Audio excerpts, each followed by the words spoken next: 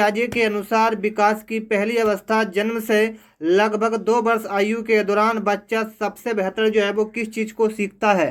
बहुत अच्छा प्रश्न था साथियों। इस प्रश्न का जो राइट आंसर था वो था इंद्रियों का प्रयोग करना। क्या साथियों? इंद्रियों के प्रयोग द्वारा। तो आपका राइट आंसर क्या था? ऑप्शन नंबर सी, यानी कि जीन पियाजे के अनुसार जन्म से पहली अवस्था लगभग 2 वर्ष आयु के दौरान बच्चे जो सबसे बेहतर सीखता है वो इंद्रियों के प्रयोग द्वारा। ठीक है, तो correct answer option number C हो जाएगा।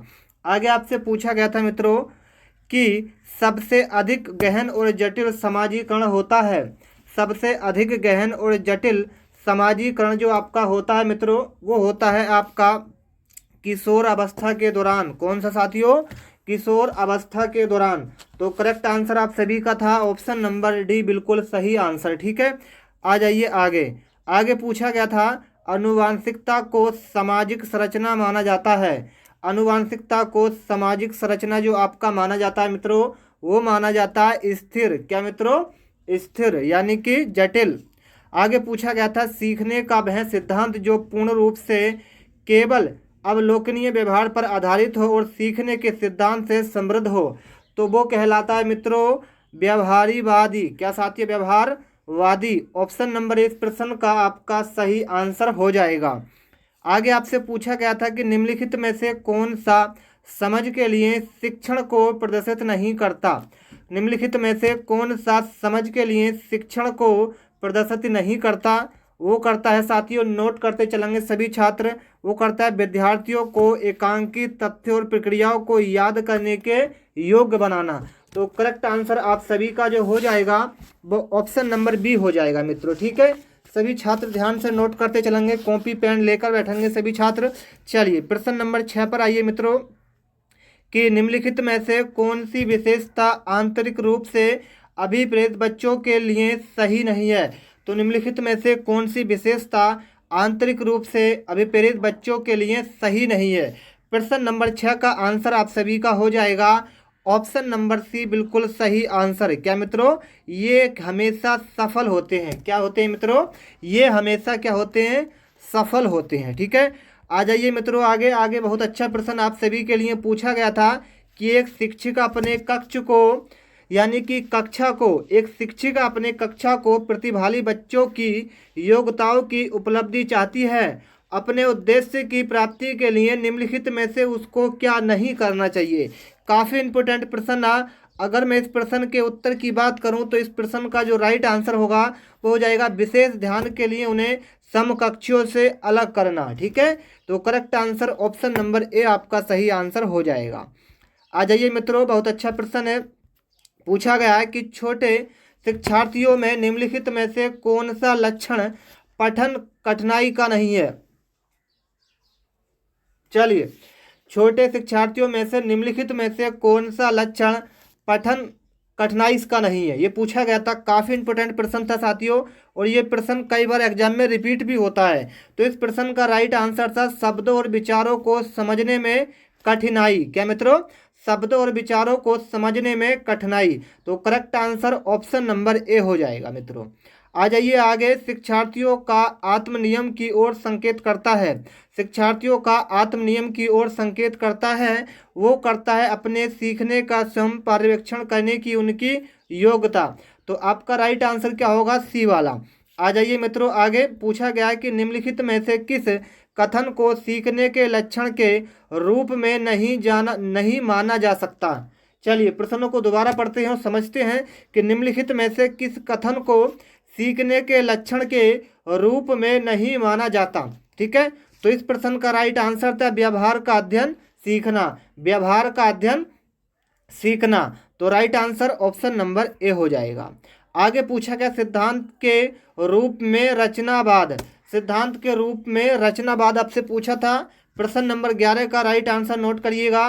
दुनिया के बारे में अपना दृष्टिकोण निर्मित करने में शिक्षार्थी की भूमिका पर बल देता है। ठीक है, चलिए आ जाइए आगे। बहुत अच्छा प्रश्न है। सृजनात्मक विद्यार्थी वह है जो, बताइए, पूछा गया है सृजनात्मक शिक्षार्थी वह है जो क्या काम करता है। ये पूछा गया था प्रश्न के अंदर, काफ़ी इंपॉर्टेंट प्रश्न था। तो वो करता है पसर्व यानी कि लेटल चिंतन और समस्या में अच्छा समाधान करने वाला। दोबारा प्रश्न को समझिए, इंपोर्टेंट है, कुछ छात्रों के समझ में नहीं आएगा। तो सृजनात्मक शिक्षार्थी वह है जो पर्सर्वलेटल चिंतन और समस्या समाधान में अच्छा हो, ठीक है, यानी कि बेहतर हो, ठीक है। तो राइट आंसर इसका था ऑप्शन नंबर बी वाला। आगे मित्रों पूछा गया था अवधारणाओं का विकास मुख्य रूप से किसका हिस्सा है। अवधारणाओं का विकास मुख्य रूप से किसका हिस्सा है, ये आपसे पूछा गया था। तो इस प्रश्न का जो राइट आंसर था मित्रों वो था बौद्धिक विकास। क्या साथियों, बौद्धिक विकास इस प्रश्न का राइट आंसर था, ठीक है। आ जाइए साथियों आगे। आगे आपसे पूछा गया था प्रश्न नंबर 14 में व्यक्तिगत शिक्षार्थी एक दूसरे में भिन्न होते हैं, किस चीज़ में होते हैं, ये आपसे पूछा गया था। तो व्यक्तिगत शिक्षार्थी एक दूसरे से जो भिन्न होते हैं यानी कि अलग होते हैं, वो आपके होते हैं विकास की दर से। क्यों साथियों, विकास की दर जो होती है वो हर एक शिक्षार्थी की अलग होती है, यानी कि भिन्न मतलब अलग, डिफरेंस, ठीक है। चलिए आ जाइए साथियों प्रश्न नंबर 15 पर। काफ़ी इंपॉर्टेंट प्रश्न था ये प्रश्न में कि पूछा गया था कि बच्चों को, ध्यान से नोट करेंगे, कि बच्चे के उचित विकास को सुनिश्चित करने के लिए उसका स्वस्थ शारीरिक विकास एवं महत्वपूर्ण आवश्यकता है। ये कथन किसका था या ये कथन किसको प्रदर्शित करता है। तो मित्रों ये जो करता है प्रदर्शित, वो करता है कि बच्चे के उचित विकास को सुनिश्चित करने के लिए उसका स्वस्थ शारीरिक विकास एवं महत्वपूर्ण आवश्यकता का जो कथन है मित्रों वो कहता है कि सही है, क्योंकि शारीरिक विकास के अन्य पक्षों के साथ अंत संबंधित है। तो राइट आंसर ऑप्शन नंबर जो आपका बी है मित्रों वो बिल्कुल सही आंसर हो जाएगा। चलिए आ जाइए आगे। प्रश्न पूछा गया है कि इरफान खिलौनों को तोड़ता है और उसके पुर्जों को देखने के लिए उन्हें अलग अलग कर देता है, इससे आप क्या समझेंगे, बताइए। इरफान जो है एक व्यक्ति है, वो खिलौनों को तोड़ता है और उसके अंदर जो पार्ट्स यानी कि पुर्जे होते हैं उनको अलग अलग कर देता है, तो आप क्या करेंगे बताइए। बिल्कुल, तो ये क्या होता है, उसके जिज्ञासु स्वभाव को प्रस्तुत करेगा और उसकी ऊर्जा को सही दिशा में संचालित करेगा। दोबारा पढ़िएगा प्रश्न को कि जिसके जिज्ञासु स्वभाव को प्रोत्साहित करके और उसकी ऊर्जा को सही दिशा में संचालित यानी कि दौड़ाएगा, काम को करेगा, ठीक है। चलिए प्रश्न नंबर 17 पर आइए मित्रों। पूछा गया है कि बच्चे के विकास के सिद्धांत को समझना शिक्षक की सहायता करता है। एक बच्चा है, उसके सिद्धांत को समझने के लिए एक शिक्षक यानी कि एक टीचर, अध्यापक की सहायता क्या चीज़ करती है, ये आपसे पूछा गया है मित्रों। प्रश्न को समझिए। प्रश्न नंबर 17 आपसे पूछा है कि शिक्षार्थियों की विविध अधिगम शैलियों को प्रभावी रूप में संबोधित करना। क्या साथियों, संबोधित करना, ठीक है। चलिए आ जाइए साथियों प्रश्न नंबर 18 पर आ जाइए। प्रश्न नंबर 18 पूछ रहा है कि प्रत्येक शिक्षार्थी स्वयं में विशिष्ट होता है। एक क्या होता है साथियों, हुनरमंद होता है। एक शिक्षार्थी यानी कि प्रत्येक शिक्षार्थी स्वयं में विशिष्ट होता है, इसका क्या अर्थ है। बहुत अच्छा प्रश्न है, नोट करेंगे सभी छात्र। कोई भी, ध्यान से नोट करेंगे, कोई भी दो शिक्षार्थी अपनी योग्यताओं, रुचियां और प्रतिभाओं में एक समान नहीं होते, ठीक है। तो इस प्रश्न का राइट आंसर था सी वाला। चलिए मित्रों आगे आ जाइए। बहुत अच्छा प्रश्न आपसे पूछा गया है, नोट करते चलेंगे सभी छात्र। पूछा गया है कि पुरुष स्त्रियों की अपेक्षा ज़्यादा बुद्धिमान होते हैं, ये कथन क्या है। पुरुष जो होते हैं मित्रों वो स्त्रियों की अपेक्षा तुलना में ज़्यादा क्या होते हैं, समझदार होते हैं, बुद्धिमान होते हैं। और ये कथन किस पर निर्भर करता है मित्रों, ये करता है आपका लैंगिक पूर्वाग्रह को प्रदर्शित करता है। तो करेक्ट आंसर मेरे मित्रों ऑप्शन नंबर ए हो जाएगा।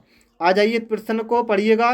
क्रिस्टीना अपनी कक्षा को क्षेत्र भ्रमण लेती है और वापस आने में अपने विद्यार्थियों के साथ भ्रमण पर चर्चा करती है, ये किस चीज की ओर संकेत करता है। ये प्रश्न मित्रों ये करता है, नोट करते चलना, सीखने की आकलन, जिसको हम कहते हैं असेसमेंट, ठीक है साथियों। क्या कहते हैं, असेसमेंट, ठीक है।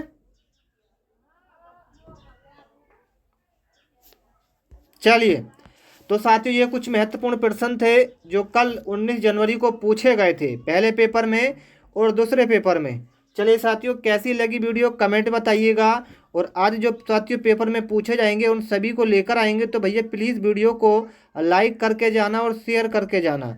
और आप हमारे चैनल पर पहली बार आएँ तो नीचे एक लाल रंग का बटन मिलेगा, उसको दबाकर हमसे चैनल को सब्सक्राइब जरूर कर लेना। ठीक है, मिलते हैं नेक्स्ट वीडियो में, तब तक के लिए जय हिंद जय भारत।